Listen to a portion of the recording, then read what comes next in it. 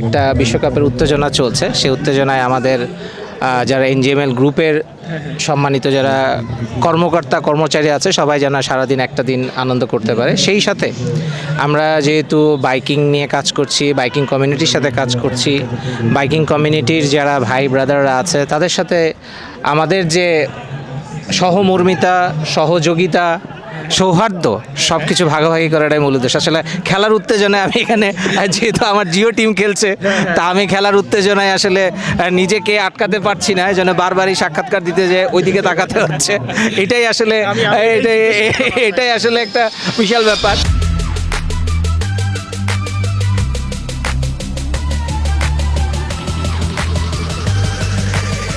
আমরা সবাইকে নিয়ে খেলতে পারতেছি এবং সবাইকে একসাথে করে আমরা এই আনন্দ ভাগাভাগি করে নিতে পারতেছি, এইটাই হলো সবচেয়ে ভালো দিক। আমরা কে জিতছে কে হারছে সেটা বড় কথা না, সবাইকে একসাথে রাখতে পারছি, আলহামদুলিল্লাহ এটাই ভালো।